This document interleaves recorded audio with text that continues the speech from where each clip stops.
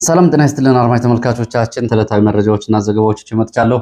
መረጃና ዘገባዎችን እየተከታተላችሁ አብራችሁ እንድትቆዩ ነው በአክብሮት የምጋብዛችሁ። በዚህ ሰዓት ከያዝኳቸው መረጃዎች መካከል ላለፉት 60 ዓመታት እንግዲህ በኢትዮጵያ ትግል ውስጥ ወሳኝ ከሚባሉት አካባቢዎች መካከል ኢትዮጵያና ሱዳን ድንበር ኢትዮ ኮሪደር እየተባለ የሚጠራውን የቋራ አካባቢና ጃዊ አካባቢ ያለውን አሁን ሁኔታ በተመለከተ ዝርዝር መረጃ ይዣለሁ። በዚህ ሰዓት ወደ እናንተ ከማደርሳቸው መረጃዎች መካከል ይገኝበታል። በዚህ በሱዳን ኮሪደር ዛሬ ሌሊቱን ያለው አጠቃላይ ሁኔታ በተመለከተ ዝርዝር መረጃዎችን ይዣለሁ። ከቦታው የደረሰኝን እየተከታተላችሁ አብራችሁ እንድትቆዩ ነው በአክብሮት የምጋብዛችሁ። ከዛ ባሻገር እንግዲህ ከተማው ጸጥ ረጭ ብሏል። እንደዚሁ እንቅስቃሴ ቆሟል። የሰዓት እላፊ ገደብ ተጥሏል። የኦሮሚያ ልዩ ኃይል የኦሮሚያ ክልል ጸጥታ ደግሞ እንደዚሁ ወደ አካባቢው ገብቷል የሚል መረጃ ወጥቷል። ይህ ጉዳይ አነጋጋሪ ሆኗል። በአንድ ክልል በሌላ ክልል ኃይል የሚያሰማራበት ምክንያት ምንድን ነው? ተያያዥ መረጃዎችን በሰዓት በዝርዝር ወደ እናንተ የማደርሳችሁ ይሆናል። በእርግጥ እንግዲህ አሁን ባለው አጠቃላይ የፌዴራል አደረጃጀትም ቢሆን በአመዛኙ ፌዴራል ፖሊስ፣ መከላከያና ሌሎች የፌዴራል ተቋማት የሚመስሉት እነ ሽመልስን ነው። እነ ሽመልስ በዚህ በኩል የሚያደርጉት ዘመቻ ህግ ማስከበር ወይም ደግሞ አጠቃላይ ኃይልና ፖለቲካን መቆጣጠር ከሚለው ባሻገር በቀጣይ የክልል ፖሊስም ማስገባታቸው እንግዲህ አነጋጋሪ ሆኗል። ይህንን ጨምሮ የተለያዩ መረጃዎችን በዚህ ሰዓት አሰናድቻለሁ። እየተከታተላችሁ አብራችሁ እንድትቆዩ ነው በአክብሮት የምጋብዛችሁ። እናንተም አብራችሁ ትቆዩ። ሀሳብ አስተያየት ቢኖራችሁ ጥቆማ@gmail.com ልታደርሱ ትችላላችሁ። ወልዲያ፣ ደሴ አካባቢም እንደዚሁ አዳዲስ መረጃዎች አሉ ያደርሳችኋለሁ። እንደተለመደው ጥቆማ@gmail.com የእናንተን አስተያየቶች የሚቀበልበት የኢሜል አድራሻ ነው። ከዛ ባሻገር በሜሴንጀር በዋትስአፕ በቴሌግራም መልእክቶችን እያደረሳችሁ ስለሆነ በእጅጉ ነው የማመሰግነው። በየአካባቢያችሁ ያሉትን ሁኔታዎች በተመለከተ ከላካችሁልኝ ጥቆማና አስተያየቶች መካከል ከአማራ ክልል ኦሮሞ ብሔረሰብ ዞን ያለውን አጠቃላይ ሁኔታ በተመለከተ በዞኑ እንግዲህ ኦሮሞ ብሔረሰብ ዞን የሚባለው በተመለከተ በዞኑ በተለያዩ ከተሞች ከሚሴ ባቲን ጨምሮ የቤት መስሪያ ቦታ ለማግኘት በማህበር የተደራጁ በርካታ አባላት ቢኖሩም እንግዲህ የዚህም ክልል ውስጥ እንግዲህ የአማርኛ ተናጋሪ ናቸው በሚል ማህበራቶቹን የማፍረስ እንቅስቃሴና በማህበራቶቹ በገዳ ውሳኔ ተወስኖ ነው ቤት የሚሰጣችሁ የሚል ውሳኔ ተግባራዊ እየተደረገ መሆኑንና እንግዲህ አማራ ክልል ውስጥም ጭምር ይሄ በአማራው ላይ እየተፈጸመ ያለውን ግፍ ሁሉም ሊያውቀው ይገባል በሚል ከዚህ ከፍርድ ቤት ከፍትህ ባሻገር እንግዲህ አባገዳዎች የሚሏቸው ያቋቋሟቸው ሽማግሌዎች እነዚህ ደግሞ የሁሉም ነገር የበላይ ሆነው እነሱ ናቸው የሚወስኑት።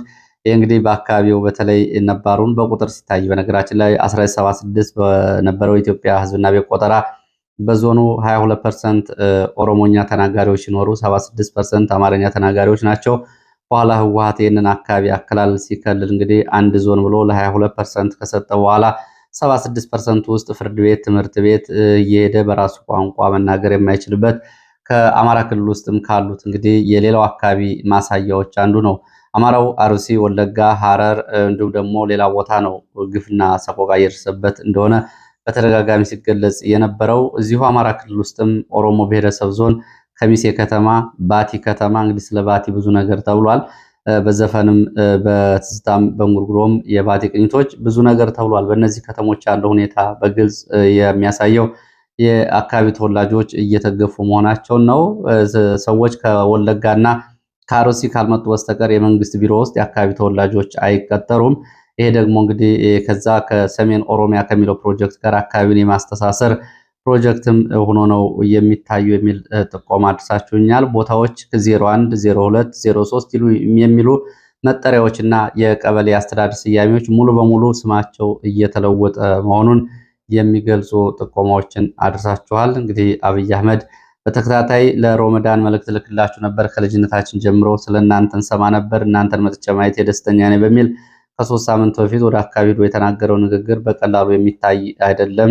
የፖለቲካ እንድምታና አክራሪ ኦሮሞዎች ሰሜን ኦሮሚያ የሚሉት ፕሮጀክት ልዩ ምልክትና ይህንንም እየሰራ ሆነው እናንተ አትቀድሙኝም በሚል ለኦሮሞ ፖለቲካ ፉክክርና ቦታ መያዣም ጭምር ማሳያ እንደሆነ እና ያንን ተከትሎ እየተደረጉ ያሉ ተግባራት ደግሞ አሁን በክልሉ የአማራ ክልል ነው። የአማራ ፖሊስ፣ የአማራ አድማ ብተና መለዮዎች አሉ፣ ምልክቶች አሉ። እነሱን አርማዎች ጭምር በመጣል የኦሮሚያ ክልልን የክልላዊ አርማ በፖሊስ አልባሳት ዩኒፎርሞች ላይ እና መለዮዎች ላይ በማሰፋት ጭምር የሚደረገው እንቅስቃሴ እንግዲህ ክልሉን ከውስጥ ወደ ውጭ የማፍረስም አንድ ተግባርና የነሽመልስ አንድ ሌላው እዛ አካባቢ ያለ የጉዳይ ማስፈጸሚያ አካባቢ እንደሆነ ነው እየተገለጸ ያለው። ለማንኛውም እንግዲህ ያው ጥቆማዎቻችሁ ደርሰውኛል። ወደ መረጃዎች ሲሄድ እንግዲህ እስኪ ከኑሮ ውድነቱ እንጀምር። በአዲስ አበባ ያለው አጠቃላይ የኑሮ ውድነት ይታወቃል። ይህንን ተከትሎ በዓለም አቀፍ ደረጃ በቤት ኪራይ እንደዚሁ በአፍሪካ ደረጃ በተለይ በቤት ኪራይ ውድ ከተባሉ 10 ከተሞች አዲስ አበባ ከቀዳሚዎቹ አንዷ ሆናለች። እንግዲህ ሁሉም የሚያውቀው ነው። አዲስ አበባ በመከተል የደቡብ አፍሪካው ከተማ ኬፕታውን እና እንደዚሁም ደግሞ የሩዋንዳዋ ኪጋሊ ተከትለዋል። እንግዲህ እነዚህ ከተሞች በአፍሪካ ለነዋሪዎቻቸው እጅግ አስቸጋሪ ከፍተኛ የቤት ኪራይ ዋጋ ውድነት ያለባቸው በሚል ነው ስማቸው ወደፊት የወጣው። ከዚህ ጋር በተያያዘ የነዳጅ ዋጋ ጭማሪ ትላንትና ይፋ ተደርጓል። የትራንስፖርት ዋጋም ከቀጣዩ ሳምንት ጀምሮ ማስተካከያ፣ በእነሱ ቋንቋ ማስተካከያ ይደረግበታል። ግን ጭማሪ ነው የሚደረግበት፣ ጭማሪ ይደረግበታል። ይህም እንግዲህ ሌላው አሳሳቢ ጉዳይ ነው። ይሄ ባለበት ሁኔታ እንግዲህ ደግሞ ኢትዮጵያን በተመለከተ የሚወጡ ሪፖርቶችም ኢትዮጵያ በፖለቲካ፣ በማህበራዊ ጥበቃ፣ በጋዜጠኞች፣ በነፃ ሀሳብን የመግለጽ መብቶችና በተያያዥ ጉዳዮች አሁን ደረጃዋ እጅግ እያሽቆለቆለ ታይቶ የማይታወቅ ሁኔታ ወደ ታች እየወረደ ነው የሚገኘው። ሰሞኑን የወጣው እንግዲህ በትላንትናው ዕለት የአንድ የወጣ የሰብአዊ መብት ሪፖርት አለ። የጋዜጠኞችና የሰብአዊ መብት ተሟጋቾች በተመለከተ የወጣው ሪፖርት እንደሚያሳየው እንግዲህ ኢትዮጵያ እጅግ አሳሳቢ ደረጃ ላይ ነች። እንደዚሁም ደግሞ ዓለም አቀፍ የሚዲያ ተቋማት እነ ሲፒጄ እና ሌሎቹ ደግሞ ባወጧቸው ሪፖርቶች ደግሞ በዓለም የፕሬስ ነፃነት ምዘና ደረጃዎች ኢትዮጵያ ደረጃዋ ከነበረበት እጅጉን ማሽቆልቆሉን የሚገልጹ ናቸው። ከተሰጠው 100 ነጥብ ውስጥ ኢትዮጵያ እያገኘችው 36.9 በመቶ በአማካይ በማግኘት ከ180 ሀገራት ምዘናው ከተሰራላቸው 180 ሀገራት ኢትዮጵያ 145ኛ ደረጃ ላይ ትገኛለች። ይህም እንግዲህ ባለፈው ዓመት 141ኛ ነበረች። በዚህ ዓመት 4 ደረጃዎችን ወደ ታች በመንሸራተትና ማሽቆልቆል 145ኛ ሆናለች። ይሄም ያለው እንግዲህ በኢትዮጵያ ውስጥ የፕሬስ ነፃነትንና በተለይ ከጋዜጠኝነትና ሀሳብን ከመግለጽ አንጻር ያለው ጉዳይ አሳሳቢ እየሆነ መምጣቱን በደንብ የሚያሳይ ነው። ከዚህ ጋር በተያያዘ እንግዲህ የተለያዩ ልኬቶችና መስፈርቶችን ያቀረቡ ጥያቄዎች ተሰርተዋል። በጸጥታ አመላካች መስፈርቶች ኢትዮጵያ 157ኛ ደረጃ ላይ ተገኝታለች ከ180 ሀገራት። በማህበራዊ አመላካች መጠይቆችና መስፈርቶች 146ኛ ደረጃ ላይ መሆኑን ነው ሪፖርቱ የሚያሳየው። በፖለቲካ መጠይቆችና መስፈርቶች 139ኛ ደረጃ ላይ መሆኗን ገልጿል። እንግዲህ እንደ ሪፖርቱ ከሆነ ኢትዮጵያ በፊት በተለይ 2018 ለውጥ ሲመጣ የፕሬስ ነፃነት አንጻር ይዛቸው የነበረውን ደረጃዎችና ያሳየቻቸው መሻሻሎች አሁን ሙሉ በሙሉ ተቀልብሰው ወድቀዋል ሲል እንግዲህ ሪፖርቱን አጠቃሏል። ከዚህ ጋር በተያያዘም እንደዚሁ በሀሳብን በነፃነት ከመግለጽ ጋር በተያያዘ የአንጋፋው ዶቼ ቬለ ጋዜጠኞች እንደዚሁ ባለፈው ወር መጀመሪያ መታገዳቸው ይታወቃል። በትላንትናው ዕለት ዶቼ ቬለ ባወጣው መረጃ 7ቱ ጋዜጠኞች በኢትዮጵያ ውስጥ የሙያ ፈቃዳቸው ታግዶ የነበሩ 7ቱ እገዳቸው በጊዜያዊነት እንደተነሳላቸው ሲገልጽ 2ቱ ግን በቋሚነት ከስራ እንደታገዱ ነው ዶቼ ቬለ እየገለጸው። የኢትዮጵያ መገናኛ ብዙሃን ባለስልጣን ቀደም ብሎ እንግዲህ የሙያ ስነ ምግባርን አያከብሩም፣ በዘገባዎቻቸው ላይ ይህንን አጉድለዋል በሚል የስነ ምግባር ጥሰት ፈጽመዋል በሚል ጋዜጠኞችን ማገዱን ዶቼ ቬለ ሲገልጽ ነበረ። እንግዲህ ዶቼ ቬለ በኢትዮጵያ ውስጥ ተወዳጅ ከሆኑትና እንደዚሁም ደግሞ በርካታ አድማጭ ተመልካቾች ካሏቸው በአገልግሎት ዘመናቸውም ረጅም ዘመናትን አየር ላይ ከቆዩ የአማርኛ ስርጭቶች መካከል የጀርመን ድምፅ ሬዲዮ ተጠቃሽ ነው። እንግዲህ ስለ ጀርመን ድምፅ ሬዲዮ ነው እየተወራ ያለው። በዚህ የጀርመን ድምፅ ራዲዮ እንግዲህ በዚህ በትላንትናው ዕለት ባወጣው ዘገባ የ7ቱ ጋዜጠኞች የዘገባ ፍቃድ ሲሰጥ 2ቱ ግን በቋሚነት መታገዱን ገልጿል። ዶቼ ቬለ ድርጊቱን ተቃውሞታል። በተለይ በአማራ ክልል ያለውን ጦርነትና ግጭት በተመለከተ ገለልተኛ ዘገባዎች እንዳይወጡ ለማድረግ የተደረገው ውሳኔ ነው በሚል እንደዚሁ ተቃውሞታል። ከዚህ ጋር በተያያዘ ባለፈውም የዓለም አቀፍ የጋዜጠኞች መብት ተሟጋቾች ሲፒጄ፣ ሪፖርተር ዊዛውት ቦርደርስ ሲፒጄን ጨምሮ እነዚሁ ይህንን ድርጊት ሲያወግዙት ነበረ። ሌላው እንደዚሁ በኢትዮጵያ ላለፉት 8 ዓመታት አየር ላይ የቆየው አሻም ቴሌቪዥንም ትላንትና ሙሉ በሙሉ ከሚዲያ አገልግሎት ውጭ መሆኑን ቦርዱ በሰጠው መግለጫ አስታውቋል። አሻም ቴሌቪዥን ትላንትና በሰጠው መግለጫ እንግዲህ በከፍተኛ የበጀት እጥረት ላለፉት 8 ዓመታት በኢትዮጵያ አስቸጋሪ የሚዲያ ሁኔታ ውስጥ መቆየቱን ገልጾ አሁን ከዚህ በላይ ግን ለመቀጠል የሚያስችል በጀት ስለሌለ ከትላንት ጀምሮ ሚዲያው ሙሉ በሙሉ መዘጋቱን ነው። በሜንስትሪም ሚዲያ፣ በማህበራዊ ሚዲያዎች እንዲሁም ደግሞ በሌሎቹ የሚዲያ ፕላትፎርሞች አሻም የሚል ሚዲያ ካሁን በኋላ የለም። እሱን ወክሎ የሚሰራ ጋዜጠኝነት ዘገባም ካለ እሱ የኔ አይደለም ልታውቁት ይገባል ብሏል። ያው ይሄም አሳዛኝ ነው። እንግዲህ በኢትዮጵያ ውስጥ ሚዲያዎች እየከሰሙ እየተዳከሙ ጋዜጠኞች እየተሰደዱ ነው የመጡት። በአንጻሩ ደግሞ እንግዲህ ኢትዮጵያ ውስጥ ብዙ ሰዎች ቅሬታ እንደሚያነሱት መደበኛ ሚዲያዎች ትልልቅ ቁም ነገሮችና ጭብጦችን ከሚያስይዙት ይልቅ በተለይ የማህበረሰብ ባህልና ወግ ባፈነገጠ መልኩ በተለይ ማህበራዊ ሚዲያዎች እንደ ቲክቶክ እና ሌሎቹ በህዝቡን ቀልብ በመያዝ የተረጋጋ ትውልድና እንዲሁም ደግሞ አስተዋይና ሰላሳይ ትውልድ እንዳይመጣ አድርገዋል የሚሉ ቅሬታዎች እየበዙ ነው የመጡት። በሌላ በኩል መንግስት የፖለቲካ፣ ኢኮኖሚ፣ ማህበራዊ እንዲሁም ደግሞ ሞጋች ሀሳብ የሚያመጡ ሚዲያዎችን ይዘጋል፣ ያዳክማል፣ አይደግፍም። በሌላ በኩል ደግሞ ይሄኛው ትውልዱን እንደዚሁ እንግዲህ የመንግስት ባለስልጣናትም ጭምር ባህሪያቸው በዛ ልክ ነው የሚገለጸው። እንደዚህ አይነት ሚዲያዎች ደግሞ እንደዚሁ እንግዲህ ገንፍለው የወጡበትና ይሄኛውን ሸፍነው የወጡበት ምክንያት አንዱ ይሄ ነው። እንግዲህ የትውልድ ሞራልም የሚል ጉዳዮች እየተነሱ ነው የሚገኙት። ሌላው መረጃችን እንግዲህ ወደ በቋራ ቀጠና ያለውን መረጃ ማስከተል ነው። እንግዲህ ወደዛ የማልፈው በኢትዮጵያና ሱዳን ድንበር በርካታ ኃይል ዛሬ ሌሊቱን መንቀሳቀሱን የዓይን እማኞች ገልጸዋል። ከቋራ ቀጠና ቁጥር 4 እስከ ነፍስ ገበያ፣ ሽንፋ፣ ጀበል ተራራ አካባቢ ያሉትን ለመዝጋት በሚል ነው መንግስት ከአርማጭሆና ከመተማ ወረዳዎች ከኮኪት ከዳስ ጉንዶ እና ከአካባቢው ወደ ቁጥር 4 እና አካባቢው በርካታ ኃይል እያንቀሳቀሰው ከቁጥር 4 እስከ አሴራ ሽንፋ መገንጠያ ያለውን የኢትዮጵያና ሱዳን ድንበር ለመዝጋት በሚል ይሄ በርካታ ኃይል ሌሊቱን መንቀሳቀሱን የዓይን እማኞች ገልጸዋል።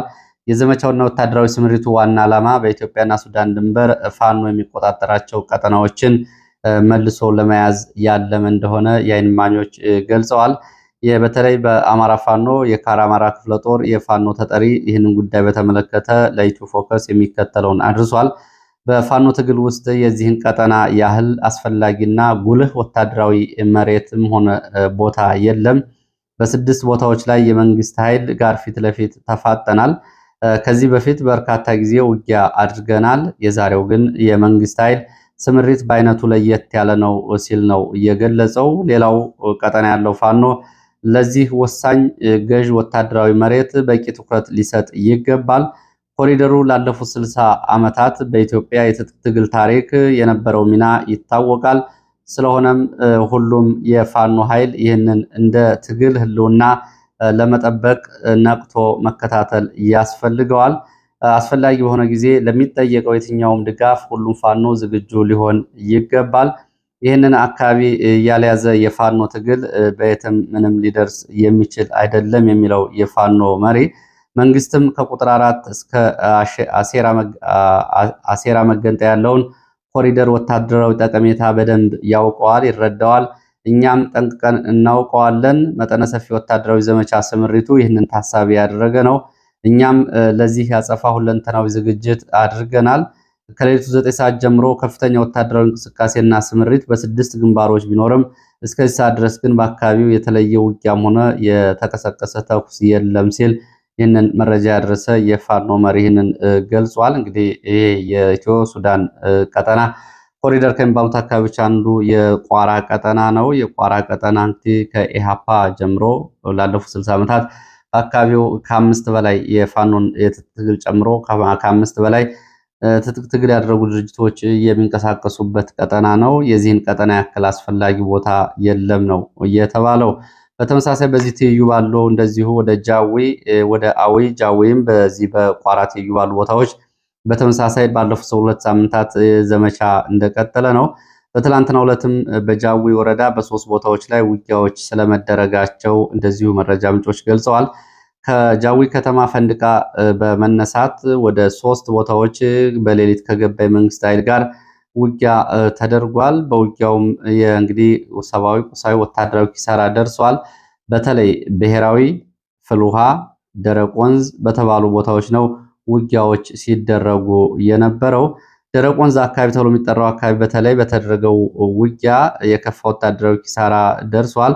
ፋኖን ከበባ ውስጥ ለማስገባት በሚል ወደ አካባቢው ሌሊት የተንቀሳቀሰው የመንግስት ኃይል ቀደም ብሎ ፋኖ ከበባ ውስጥና ቀጠና ውስጥ ገብቶ ስለነበረ ከተለያዩ አቅጣጫዎች በተሰነዘረ ጥቃት የአጸፋ ምላሽ ሰብአዊና ቁሳዊ ወታደራዊ ኪሳራ ደርሷል። ብሔራዊ ፍልውሃም እንደዚሁ ለሰዓታት የቆዩ ውጊያዎች ተደርገዋል።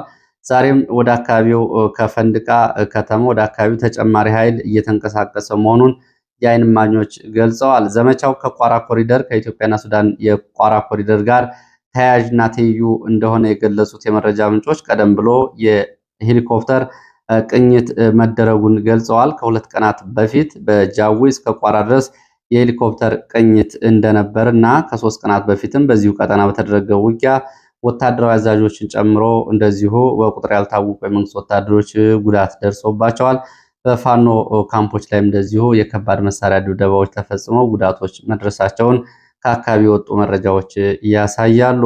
ሌላው ወደ ደቡብ ጎንደር ስንመለስ ደቡብ ጎንደር ብናት ዛሬ በ3 አቅጣጫዎች የመንግስት ኃይል ተንቀሳቅሷል። ይህንን ተከትሎ በአካባቢው ውጥረት አለ። ከብናት ከተማ በሌሊት በርካታ የመንግስት ኃይል ወደ ገላ መታጠቢያ አቅጣጫ ወደ ቋሊሳ መንቀሳቀሱን ተከትሎ ነው ውጥረት የመጣው። በዚህ እንግዲህ በቋሊሳ እስከ ገላ መታጠቢያ ባሉት አካባቢዎች የመንግስት ኃይል በርካታ ኃይል አሰማርቷል። የ3 ቀናት ዘመቻ በሚል የተንቀሳቀሰው የመንግስት ኃይል ዙ 23ቶችን፣ ሞርተር፣ ድሽቃዎችና ሌሎች የቡድንና የነፍስ ወከፍ መሳሪያዎችን፣ እግረኛ ተሽከርካሪዎችን በማጓጓዝ ነው ወደዚህ አካባቢ የገባው። በዚህ ሰዓት የመንግስት ኃይል ገላ መታጠቢያ ተብሎ የሚጠራው አካባቢ የሚገኙ ከፍተኛ ተራራማ ስፍራዎችን ይዞ ተቀምጧል። ከፋኖ በኩል የተሰጠ የአጸፋ ምላሽም ሆነ ተኩስ የለም። አሁን በዚህ ሰዓት በአካባቢው ከፍተኛ ውጥረት ይገኛል ነው ያሉት። በዚህ አካባቢ በትላንትናው ዕለት እንደዚሁ በዚሁ አካባቢ ብናት በሴቶች ላይ እሳት የፈላ ውሃ በማፍሰስ በገላቸው ላይ በማቃጠል ወታደሮች መሳሪያ የተደበቀበትን ቦታ አውጡ በሚል ቶርቸር ወይም ደግሞ ማሰቃየት እየፈጸሙ እንደሆነ መረጃ መውጣቱ ይታወሳል። ወደ ሰሜን ወሎ ወልዲያ የሚወስደን መረጃ ላስከትል። በሰሜን ወሎ ወልዲያ ከተማ አቅራቢያ የደፈጣ ጥቃት ተፈጽሟል። በተፈጸመው የደፈጣ ጥቃት ወታደራዊ ኪሳራ ደርሷል። ይህንን በተመለከተ ፓትሮል ላይ የደፈጣ ጥቃት ተፈጽሞ የደረሰውን ጉዳት በተመለከተ መረብ ሚዲያ የአማራ ፋኖ ብሔራዊ ኃይል ምስራቅ እዝ የህዝብ ግንኙነትን አናግሬያለሁ ብሎ የሚከተለውን ዘገባ ይዞ ወጥቷል።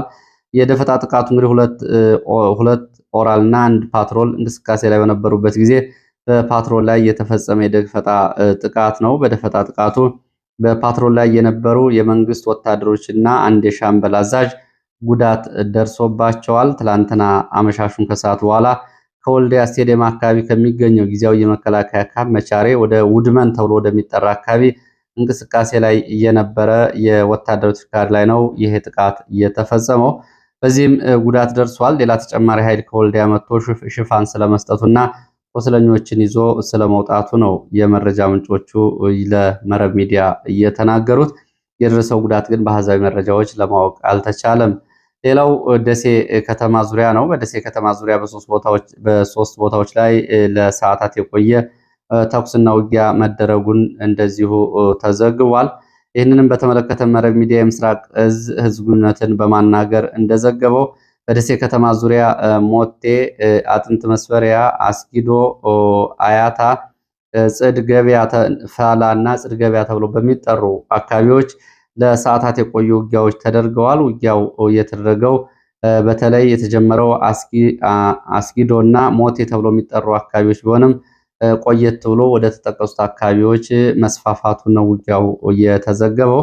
በዚህ ውጊያ እንግዲህ በቡድን መሳሪያ የታገዘ እንደነበር የዘገበው መረብ ሚዲያ በውጊያው የአድማ ብተና የ103ኛ አየር ወለድ ኮማንዶ አባላት ከኮምቦልቻ አየር ማረፊያ እንደዚሁ የተንቀሳቀሰ የሪፐብሊካን አባላትም በዚህ ውጊያ ተሳታፊ ሆነዋል። ሪፐብሊካን ጋርድን ጨምሮ በውጊያው የደረሰው ዝርዝር ጉዳት አልታወቀም።